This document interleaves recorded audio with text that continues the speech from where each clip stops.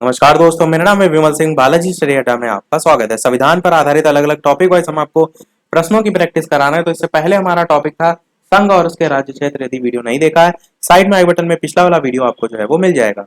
आज का हमारा टॉपिक है नागरिकता। इस पर आधारित हम कुल प्रश्न देखेंगे और कुल प्रश्नों की संख्या जो है यहाँ पर 27 जो है वो दे रखी है। तो सभी प्रश्न हम इसी पार्ट में देखेंगे, इसका कोई नेक्स्ट पार्ट नहीं होगा। तो चलिए शुरू करते हैं आज के हमारे प्रश्न नंबर 1 से। तो प्रश्न आपका है, भारतीय संविधान के किन अनुच्छेदों में नागरिकता संबंधी प्रावधान जो है वो दिए गए हैं? अनुच्छेद 1 से 4, 5 से 11, 12 से 35 या 36 से 51। बताना है आपको इनमें से कौन सा सही होगा। नागरिकता संबंधी प्रावधान किसमें दिए गए हैं, यही हमारा टॉपिक भी है। आंसर की बात करते हैं तो अनुच्छेद 5 से 11 में नागरिकता संबंधी प्रावधान दिए गए हैं। साथ ही साथ आपको यह भी पता होना चाहिए कि किस भाग में आता है। तो भाग 2 में जो है ये आता है, ये भी ध्यान रखिएगा। नागरिकता के संदर्भ में भारतीय संविधान के भाग 2 और अनुच्छेद 5 से 11 जो है इसमें प्रावधान किया गया है। अगला देखते हैं आपका प्रश्न। दूसरा है, भारतीय संविधान निम्नलिखित में से कौन सी नागरिकता प्रदान करता है? एकल नागरिकता, दोहरी नागरिकता, दोनों या इनमें से कोई नहीं? बढ़िया प्रश्न है। बताइए भारतीय संविधान इनमें से कौन सी नागरिकता प्रदान जो है वो करता है? आंसर की बात करते हैं इन चारों ऑप्शन में से। तो आपका ऑप्शन इन चारों में से एकल नागरिकता जो है वो बिल्कुल सही हो जाएगा। भारतीय संविधान में जो है वो एकल नागरिकता का प्रावधान जो है वो किया गया है। साथ ही साथ एक प्रश्न ये भी पूछा जाता है कि एकल नागरिकता जो है वो का प्रावधान किस देश से लिया गया है? तो आप क्या कहेंगे? ये जो है वो ब्रिटेन से जो है वो लिया गया है। ये ध्यान रखिएगा, पूछा काफी जाता है। तीसरा प्रश्न देखते हैं कि किस अनुच्छेद के तहत संसद को नागरिकता के संबंध में कानून बनाने का अधिकार प्रदान किया गया है? अनुच्छेद 5, अनुच्छेद 9, अनुच्छेद 10 या फिर अनुच्छेद 11? आपको बताना है कि किस अनुच्छेद के तहत संसद को नागरिकता के संबंध में कानून बनाने का अधिकार प्रदान किया गया है। आंसर की बात कर लेते हैं ऑप्शन एबीसीडी में। तो अनुच्छेद 11 में जो है ये आता है। डी वाला आपका ऑप्शन जो है वो बिल्कुल सही हो जाएगा। तो ध्यान रखिएगा, अनुच्छेद 11 में नागरिकता के मामलों पर संसद को कानून बनाने का अधिकार जो है वो प्रदान करता है। चौथा प्रश्न कह रहा है, भारतीय नागरिकता नहीं प्राप्त की जा सकती जन्म के द्वारा, देशीयकरण के द्वारा, किसी भूभाग के सम्मिलन द्वारा या फिर भारतीय बैंक में धन जमा करके। तो किसे नहीं प्राप्त की जा सकती, बताइए। आंसर की बात करते हैं ऑप्शन एबीसीडी में से। तो आपका डी वाला ऑप्शन, भारतीय बैंक में अगर आप धन जमा कर रहे हैं तो इससे आपको भारतीय नागरिकता नहीं मिलेगी। बस डी वाला ऑप्शन आपका बिल्कुल सही हो जाएगा। अगला प्रश्न देखते हैं आपका पांचवा, कि देशीयकरण द्वारा नागरिकता प्राप्ति का एक तरीका जो है वो क्या है? माता पिता की नागरिकता से प्राप्त कर सकते हैं, भाई बहन की नागरिकता से, विदेशी पुरुष से विवाह करने पर या फिर विदेशी से मित्रता करने पर? बताइए कौन सा इनमें सही होगा। आंसर की बात करते हैं ऑप्शन एबीसीडी में से। तो आपका ऑप्शन विदेशी पुरुष से विवाह करने पर, ये वाला जो है ऑप्शन बिल्कुल सही हो जाएगा। देशीकरण द्वारा अगर नागरिकता प्राप्त करनी है तो उसका ये जो है वो तरीका है। छठा प्रश्न आपका कह रहा है कि नागरिकता बनने की निम्नलिखित शर्तों में एक आवश्यक शर्त क्या है? राज्य की सदस्यता, उच्च परिवार की सदस्यता, उच्च जाति की सदस्यता या किसी धर्म का समर्थन? आंसर की बात करते हैं तो राज्य की सदस्यता आपका बिल्कुल सही हो जाएगा। नागरिक राज्य या नागरिक बनने की निम्नलिखित जो शर्त है उसमें एक आवश्यक शर्त जो है ये होनी चाहिए, राज्य की सदस्यता। सातवां प्रश्न कह रहा है, पाकिस्तान से आकर भारत में नागरिकता प्राप्त करने संबंधी जो प्रावधान है उसका वर्णन किस अनुच्छेद में किया गया है? बताइए इनमें से कौन सा सही होगा। आंसर की बात करते हैं, पहला ही ऑप्शन अनुच्छेद 6 जो है वो बिल्कुल सही हो जाएगा। इसी में वर्णन किया गया है। आठवां प्रश्न कह रहा है कि नागरिकता के लोप होने का एक नियम है, परिवार से बिछड़ जाने पर, देशद्रोह का आपके ऊपर अपराध सिद्ध हो जाए तब, भ्रमण के लिए आप विदेश जाएं तब, या शिक्षा के लिए आप विदेश जाएं तब? तो बताइए कौन सा इनमें से सही होगा कि नागरिकता का लोप इसका नियम क्या कहता है? तो इसका नियम ये कहता है कि आपके ऊपर अगर कोई देशद्रोह का मुकदमा लग जाए, अपराध जो है वो सिद्ध हो जाए, तो आपसे आपकी नागरिकता जो है वो छीनी जा सकती है, लोप हो जाएगा। यही आपका ऑप्शन बी वाला सही हो जाएगा। नवा प्रश्न कह रहा है कि एक व्यक्ति नागरिकता के अधिकार कैसे खो सकता है, कारण हो सकता है? एक व्यक्ति किसी दूसरे देश में 2 महीने के लिए चला जाता है, एक व्यक्ति दूसरे देश की नागरिकता ले लेता है, या फिर एक व्यक्ति राज्य के लिए कर्तव्यों का प्रदर्शन ही नहीं करता है, या एक व्यक्ति बहुराष्ट्रीय कंपनी में काम करता है। तो क्या कंपनी में काम करने से किसी प्रकार से नागरिकता छिन सकती है? बिल्कुल नहीं। कर्तव्यों का प्रदर्शन नहीं करता है, नागरिकता छिन सकती है? बिल्कुल नहीं। अब बताइए इन दोनों में से कि एक व्यक्ति को दूसरे देश में अगर 2 महीने के लिए चला जाएगा उससे नागरिकता छीन लेंगे? बिल्कुल नहीं। बी वाला ऑप्शन बिल्कुल सही हो जाएगा कि एक व्यक्ति दूसरे राज्य की नागरिकता ले लेता है तो ऐसा व्यक्ति नागरिकता के अधिकार को खो सकता है। अगला प्रश्न देखते हैं आपका 10वां। निम्नलिखित में से कौन सी शर्त भारत की नागरिकता प्राप्त करने के लिए नहीं है? बताइए। अधिवास, वंशाक्रम, पंजीकरण या संपत्ति स्वामित्व, कौन सा इनमें से सही होगा? आंसर की बात करते हैं ऑप्शन एबीसीडी में से तो आपका ऑप्शन डी वाला बिल्कुल सही होगा, यानी कि संपत्ति स्वामित्व जो है ये कौन सी शर्त ऐसी है? संपत्ति स्वामित्व ऐसी है जो कि भारत की नागरिकता प्राप्त करने के लिए जो है वो नहीं है। बाकी अधिवास है, वंशाक्रम है, पंजीकरण है, ये सभी आधार होते हैं। 11 नंबर प्रश्न कह रहा है भारत की नागरिकता निम्नलिखित में से किस प्रकार प्राप्त की जा सकती है? जन्म से, वंशानुक्रम से, देशीकरण से या फिर सभी से? बताइए इनमें से कौन सा सही होगा। साथ ही साथ वीडियो पसंद आए तो लाइक भी अवश्य करते रहिएगा ताकि इसी प्रकार अच्छे अच्छे प्रश्न हम आपको प्रैक्टिस कराते रहें और इसी प्रकार सभी एग्जाम में आपको प्रश्न आपको हेल्प जो है वो होंगे। बताइए इनमें से जन्म, वंशानुक्रम, देशीकरण, उपयुक्त सभी में से कौन सा सही होगा? आंसर की बात करते हैं तो आपका सभी बिल्कुल सही हो जाएगा। भारत की नागरिकता जो है जन्म से भी प्राप्त की जा सकती है, वंशानुक्रम से भी और देशीकरण से भी। उपयुक्त सभी आपका सही होगा। 12 नंबर प्रश्न ये कह रहा है कि नागरिकता प्राप्त करने व खोने के विषय में विस्तार से चर्चा कहाँ की गई है? संविधान के भाग 2 में की गई है, 1955 के नागरिकता कानून में की गई है, या संविधान की प्रथम अनुसूची में की गई है, या संसद के विविध अधिनियम जो है उनमें की गई है? बताना है आपको नागरिकता प्राप्त करने और खोने के विषय में विस्तार से चर्चा कहां पर की गई है। चलिए बात करते हैं आंसर की। ऑप्शन एबीसीडी में से कौन सा सही होगा? तो बिल्कुल 1955 के नागरिकता कानून में ये जो है वो विस्तार से चर्चा की गई है, तो आपका बी वाला ऑप्शन बिल्कुल सही हो जाएगा। और इसमें बहुत सी चीजों के बारे में बताया गया है, जैसे कि 26 जनवरी 1950 के बाद से यदि कोई विदेश में पैदा हुआ है तो वो भी व्यक्ति भी भारत का नागरिक होगा जिसके पिता भारत के नागरिक होंगे। साथ ही साथ जिसके पिता या माता या दोनों में से कोई एक भी भारत का नागरिक है, भले वो 26 जनवरी 1950 के बाद विदेश में पैदा हुआ है तो उसे भारत की नागरिकता मिलेगी। तो ये बहुत सी चीजें विस्तार में जो है वो चर्चा की गई है इस 1955 के नागरिकता कानून में। ध्यान रखिएगा। अगला देखते हैं 13 नंबर प्रश्न कि किसी व्यक्ति की भारतीय नागरिकता निलंबित की जा सकती है। नीचे 4 ऑप्शन भी दे रखे हैं, पहला तीसरा, पहला दूसरा तीसरा, पहला तीसरा चौथा, इस टाइप से, या चारों। तो बताना है आपको इनमें से कौन कौन सा सही होगा, यानी किन किन दशाओं में किसी व्यक्ति की भारतीय नागरिकता निलंबित की जा सकती है।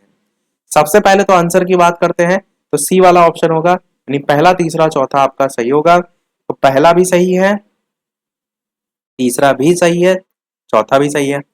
गलत दूसरा है कि यदि वो नागरिकता के दायित्व से परिचित नहीं है, अगर परिचित नहीं है तो इसका मतलब थोड़ी नहीं आप भारतीय नागरिकता छीन लेंगे, तो दूसरा तो कभी नहीं होगा। अब सही कौन कौन से हैं? तो पहला कह रहा है यदि कोई व्यक्ति स्वेच्छा से दूसरे देश की नागरिकता ग्रहण कर ले तो भारतीय नागरिकता उसकी निलंबित की जा सकती है। यदि भारतीय या यदि भारत सरकार को यह विश्वास हो जाए कि नागरिकता छल पूर्वक प्राप्त की गई है तो छीनी जा सकती है।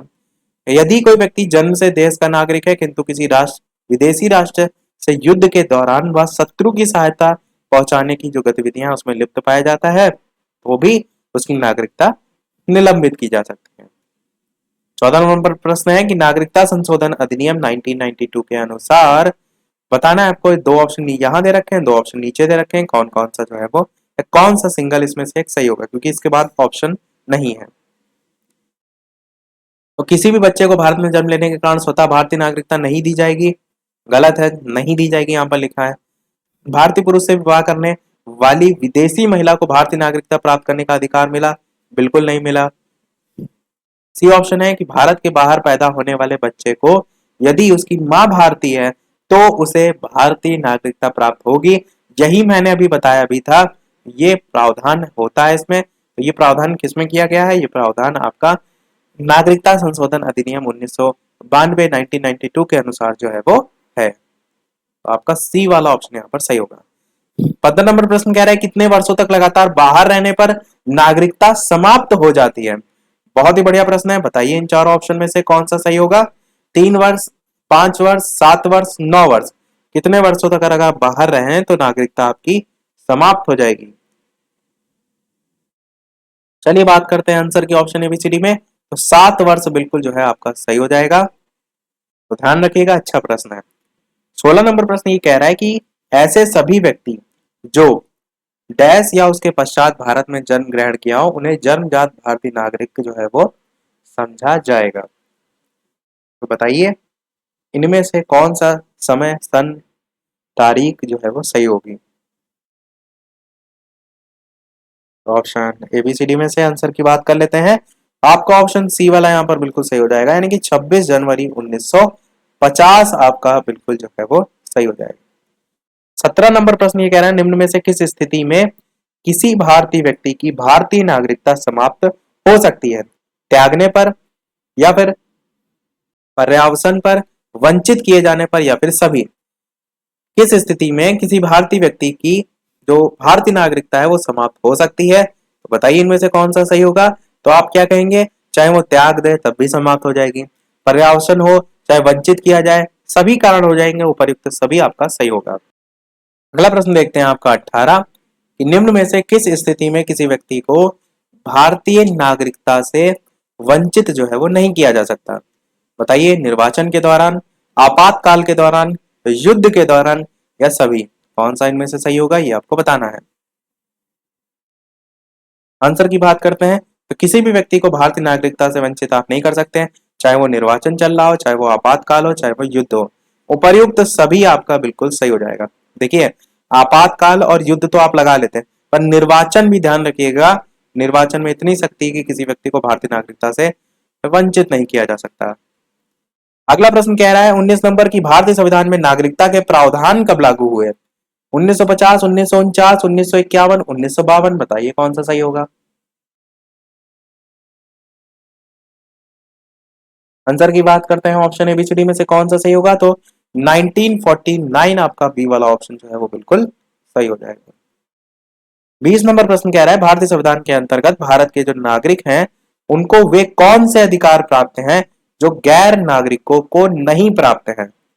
कुछ सार्वजनिक पत्रों जो पद है उनकी पात्रता, संसद और विधानमंडल के सदस्य होने का अधिकार, अनुच्छेद 15, 16 और 19 द्वारा प्रदत्त मौलिक अधिकार, या फिर सभी। आंसर की बात करते हैं ऑप्शन एबीसीडी में। तो भारतीय संविधान के अंतर्गत भारत के नागरिकों को वे कौन से अधिकार प्राप्त हैं जो गैर नागरिकों को नहीं प्राप्त हैं। तो ये सभी जो है आपके प्राप्त है, उपर्युक्त सभी यहाँ पर भी सही होगा। कुछ सार्वजनिक पत्रों की पात्रता भी, संसद और विधानमंडल के सदस्य होने का अधिकार भी, और अनुच्छेद 15, 16 और 19 द्वारा प्रदत्त जो मौलिक अधिकार हैं वो भी। 21 नंबर प्रश्न आपका ये कह रहा है कि संविधान द्वारा प्रदत्त नागरिकता के संबंध में संसद ने एक व्यापक नागरिकता अधिनियम जो है वो कब बनाया। ऑप्शन है, बताइए इनमें से कौन सा सही होगा। आंसर की बात करते हैं ऑप्शन एबीसीडी में, तो 1955 आपका सही होगा। संविधान द्वारा प्रदत्त नागरिकता के संदर्भ में संसद ने एक व्यापक नागरिकता अधिनियम कब बनाया था, 1955 में जो है आपका बनाया था। 22 नंबर प्रश्न आपका ये कह रहा है भारत में एकल नागरिकता की अवधारणा अपनाई गई है। इंग्लैंड से, यूएसए से, कनाडा से, या फ्रांस से। बताना है आपको इनमें से कौन सा सही होगा। एकल नागरिकता की अवधारणा अपनाई गई है, स्टार्टिंग में मैंने बताया भी था एक प्रश्न के एक्सप्लेनेशन में। तो आंसर की बात करते हैं आपका ऑप्शन एबीसीडी में, तो इंग्लैंड आपका बिल्कुल जो है वो सही हो जाएगा। चाहे आप ब्रिटेन कह लीजिए, चाहे इंग्लैंड कह लीजिए, चाहे यूनाइटेड किंगडम कह लीजिए, सब नाम इसी के ही है। 23 प्रश्न है आपका भारत में रहने वाला ब्रिटिश नागरिक दावा नहीं कर सकता, किस चीज का दावा नहीं कर सकता ये आपको बताना है। व्यापार और व्यवसाय की स्वतंत्रता का अधिकार, विधि के समक्ष समता के अधिकार, तो ये तो कर सकता है क्योंकि अधिकार उसे दिया गया है, प्रश्न में नहीं पूछा गया है। जीवन और व्यक्तिगत स्वतंत्रता की सुरक्षा ये भी कर सकता है, धर्म की स्वतंत्रता ये भी कर सकता है, पर ए वाला आपका ऑप्शन यहाँ पर नहीं कर सकता है। व्यापार और व्यवसाय की स्वतंत्रता का अधिकार। तो यही आपका आंसर जो है वो ए वाला जो है वो हो जाएगा। भारत में रहने वाला ब्रिटिश नागरिक दावा जो है इस चीज का नहीं कर सकता। अगला प्रश्न है आपका 24 कि किस देश में दोहरी नागरिकता का सिद्धांत जो है वो स्वीकार किया गया है। बहुत ही बढ़िया प्रश्न है। बताइए, भारत, कनाडा, ऑस्ट्रेलिया, संयुक्त राज्य अमेरिका, कौन सा जो है वो सही होगा। दोहरी नागरिकता जो है उसका सिद्धांत कहाँ स्वीकार किया गया है। आंसर की बात करते हैं ऑप्शन एबीसीडी में से, तो आपका ऑप्शन डी वाला बिल्कुल सही हो जाएगा, यानी कि संयुक्त राज्य अमेरिका आपका बिल्कुल सही होगा। ध्यान रखिएगा, अच्छा प्रश्न है। 25 प्रश्न आपका है कि नागरिकता निम्नलिखित में से किन विधियों द्वारा प्राप्त की जा सकती है। जन्म के द्वारा, आनुवांशिकता के द्वारा, पंजीयन के द्वारा, अनुरोध के द्वारा। तो पहला दूसरा, पहला दूसरा तीसरा, दूसरा तीसरा, दूसरा तीसरा चौथा, ऐसे करके 4 ऑप्शन दे रखे हैं, आपको बताना है इनमें से कौन सा सही होगा। तो देखिए, जन्म के द्वारा तो प्राप्त की जा सकती है, बिल्कुल सही है। आनुवांशिकता भी हो सकता है, बिल्कुल। पंजीयन भी है, पर अनुरोध करके क्या आप नागरिकता प्राप्त कर सकते हैं, बिल्कुल नहीं। तो किस ऑप्शन के साथ जाएंगे, बी वाला ऑप्शन के साथ जाएंगे, ये आपका सही हो जाएगा। 26 नंबर प्रश्न ये कह रहा है कि नागरिकता प्राप्त करने के लिए शर्तें निर्धारित करने वाला सक्षम निकाय जो है वो कौन सा है। चुनाव आयोग, राष्ट्रपति, संसद, संसद और विधानसभाएं। बताइए इनमें से कौन सा सही होगा। स्टार्टिंग में मैंने आपको बताया था कि जो कुल प्रश्न है वो हम देखेंगे 27।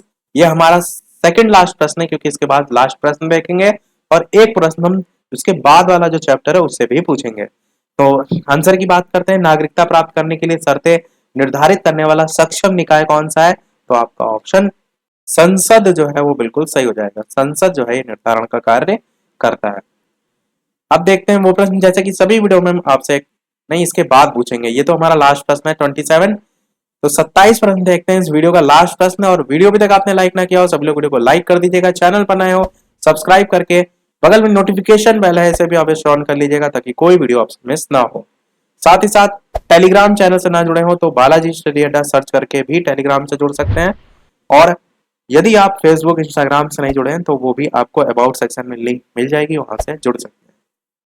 27 नंबर प्रश्न ये कह रहा है कि भारत का एक नागरिक अपनी नागरिकता खो देगा यदि वह भारतीय नागरिकता का परित्याग करता है, स्वेच्छा से अन्य देश की नागरिकता प्राप्त करता है, किसी अन्य देश के नागरिक से विवाह करता है, या फिर सरकार की आलोचना करता है।